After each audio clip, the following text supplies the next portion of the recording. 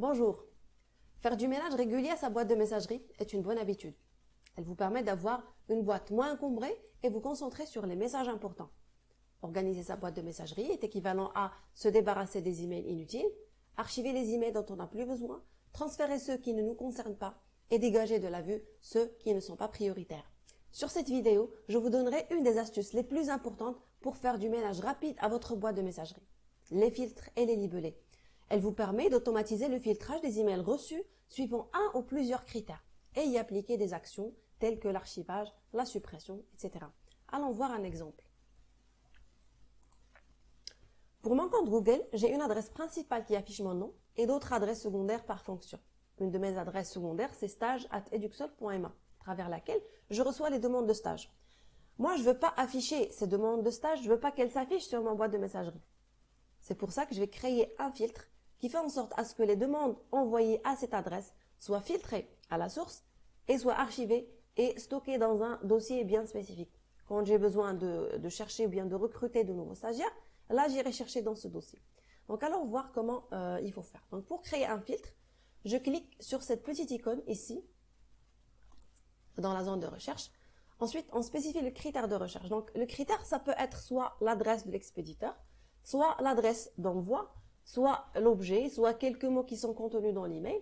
Pour vous, vous pouvez mettre par exemple l'adresse d'un réseau social qui vous envoie des messages, beaucoup de messages.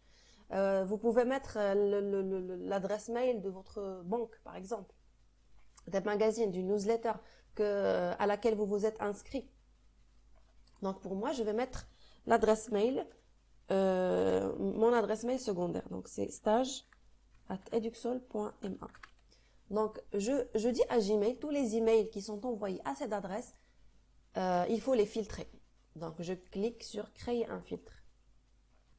Ensuite, on a les actions qui s'appliquent à ces emails qui sont filtrés. Donc, soit ne pas afficher dans la boîte de messagerie et archiver directement, marquer comme lu, activer le suivi, appliquer le libellé, transférer, on peut même transférer à un supérieur hiérarchique ou à un collaborateur, supprimer, ne jamais envoyer, etc. Donc, vous pouvez consulter ces actions et choisir celle qui vous convient le mieux. Donc, pour moi, je vais choisir la première action, ne pas afficher dans la boîte de messagerie, archiver, et appliquer un libellé, c'est-à-dire insérer dans un dossier bien spécifique.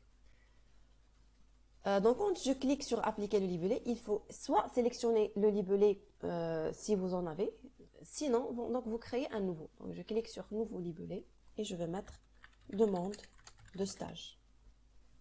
Créer. Et n'oubliez pas de cliquer sur créer un filtre. Voilà. Donc, une fois le filtre est créé, on a ici libellé. Donc, soit vous le trouverez ici sous libellé, soit vous le trouverez sous les messages, les dossiers qui existent sur Gmail par défaut, les messages envoyés, brouillons, etc. Donc, pour ce libellé, vous pouvez modifier sa couleur pour qu'il soit repérable facilement. Pardon. Et donc maintenant, je vais essayer d'envoyer un email à partir d'une autre boîte pour voir comment ça va s'afficher. Voilà, donc je viens d'envoyer un email vers stage@eduxol.ma.